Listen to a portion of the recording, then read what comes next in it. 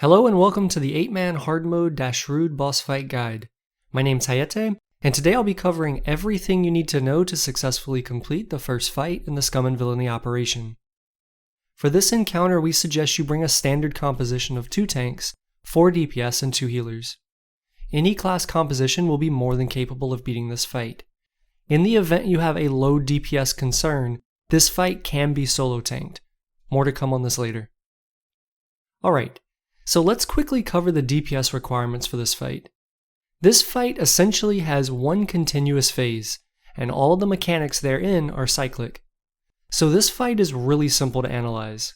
However, similar to a few other fights in the game, the mechanics here beat out the actual Hardened Rage. The Hardened Rage on this fight is 9 minutes.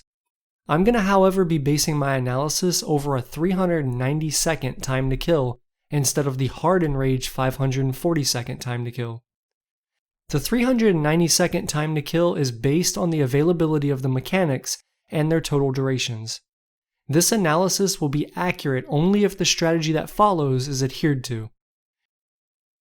Before we move into strategy explanation, let's go over the mechanics for this fight, so you'll have a good idea of what things do, and then I'll discuss how to put it all together. Number 1. Environmental Isolation Shield Generator. This is the core mechanic for this fight, and the most important one. Each generator lasts for 60 seconds. I'll explain later exactly what to do with this mechanic during strategy explanation. Number 2. Howling Sandstorm. The mechanic is always constant throughout the field both prior to starting this encounter and during.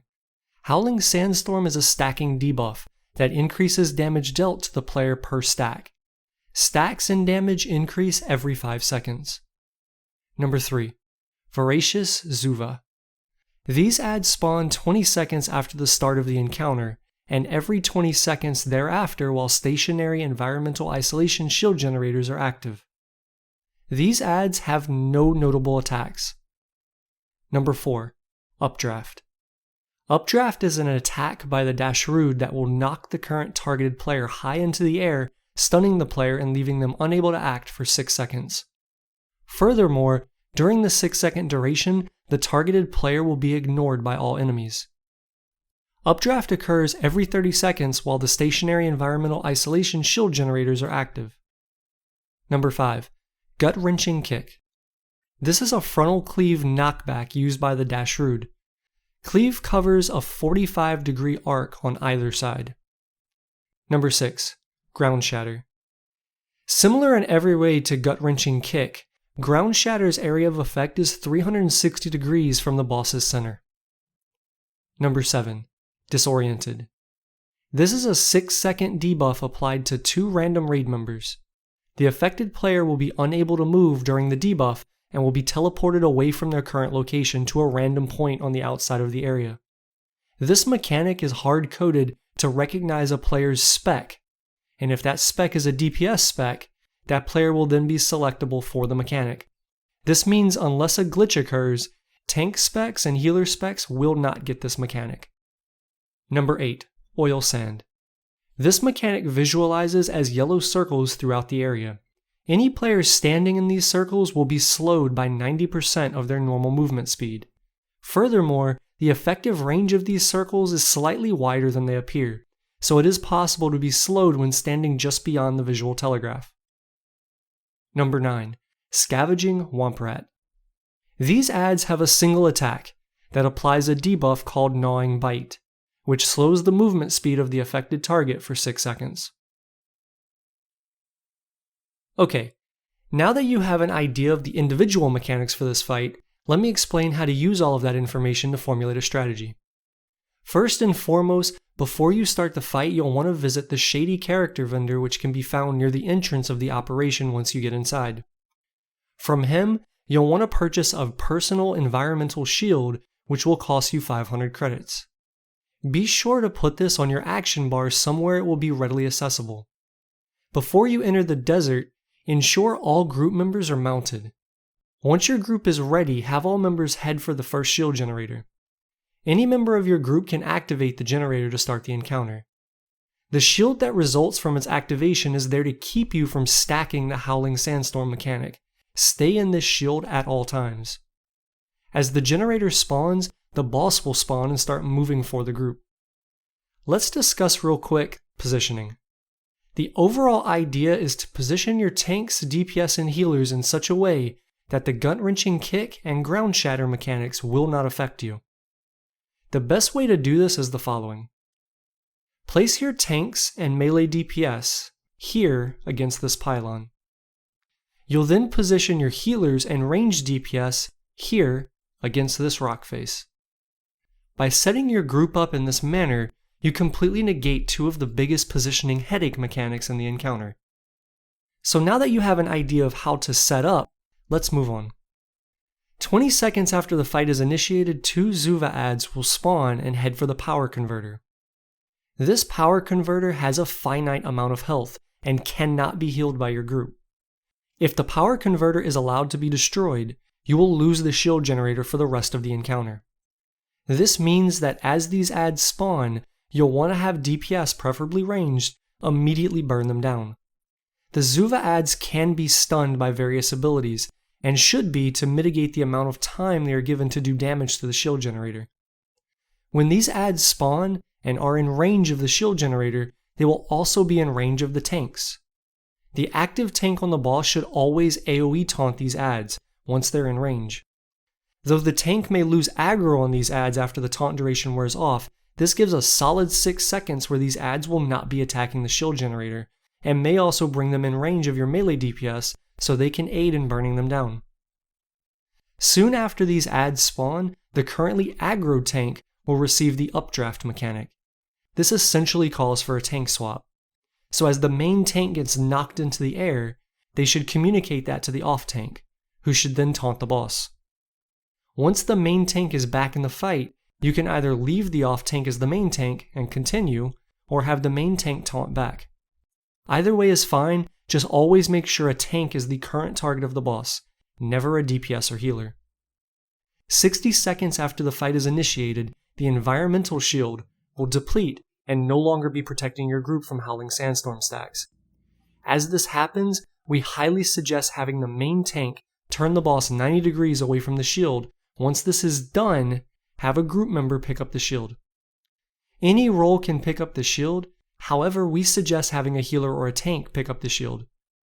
As the shield is acquired, a small version of the environmental shield will activate. You will then have 60 seconds to move to the next shield generator and plant the environmental shield. During this part of the fight, 2 members will be selected and receive disoriented, and will be ported out to the desert. As the players selected regain control of their characters, they will be immediately surrounded by 5 scavenging womp rat adds. The first thing you should do once you have control of your character is use the personal shield generator acquired earlier from the shady character vendor. This will give you 60 seconds of protection from the Howling Sandstorm mechanic. Next, you'll have 2 options in dealing with the womp rats. Either kill them, or stun them and run. If you choose to kill them, be sure to use a defensive cooldown and kill them quick. These adds do quite a bit of damage, and can kill a player if unmitigated over a prolonged duration. Regardless, these adds will also apply Gnawing Bite, which will slow your character, so use any speed improvement abilities you may have to help get ahead of these adds if you choose not to kill them and run. At any rate, your goal is to move back to the group. The best way to orientate yourself is to look at your minimap and use that to figure out your bearings and how to get back to your group. For those not sent out, you'll want to be sure to stay within the shield and, as a group, move to the next shield generator location. During this move, there will be several yellow circles in your path. Just avoid these. These apply the oil sand debuff. Once you make it to the next shield generator's location, do not plant the shield. Instead, group all members on the pylon and continue to DPS the boss. When 10 seconds is remaining on the shield generator buff, you'll want the main tank to turn the boss away from the generator, and then you'll want to plant it. This helps maximize the time you have on each large shield generator by fully utilizing the small generators to great effect. As the player holding the small shield moves to plant it, for the larger one, again, be sure that the tank with the boss turns it 90 degrees away from their location. If you don't do this, you could be interrupted while placing the shield by having the boss's frontal cleave hit you. So you'll then basically be set back up, same as the first location, and we'll rinse and repeat these mechanics until the boss is defeated.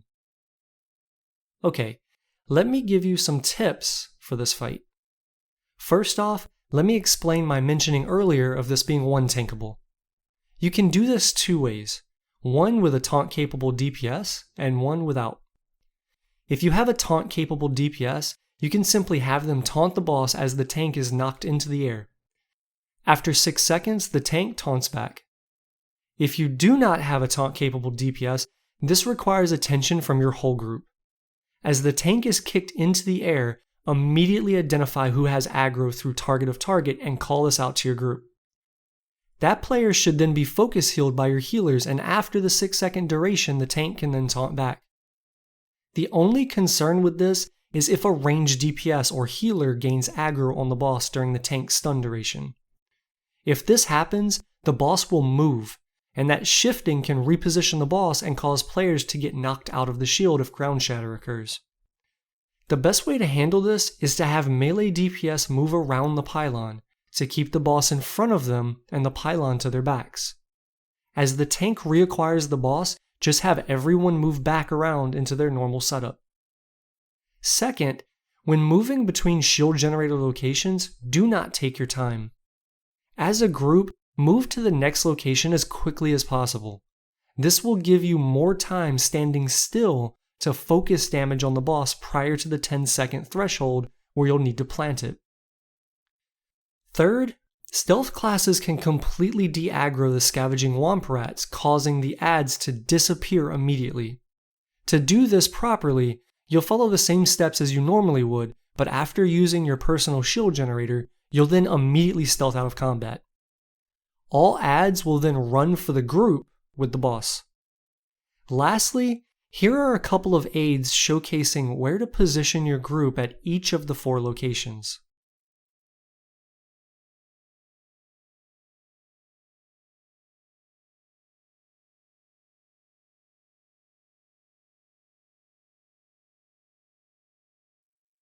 This last image shows the amount of time you'll have at each point throughout the fight as it relates to the environmental shield durations.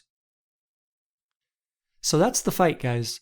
This fight is fairly simple if mechanics are followed and the strategy is adhered to.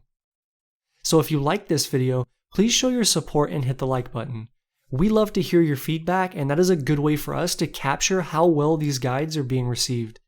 If you enjoy content such as this, please be sure to hit the subscribe button so you'll be the first to know of new guides and content as they're released.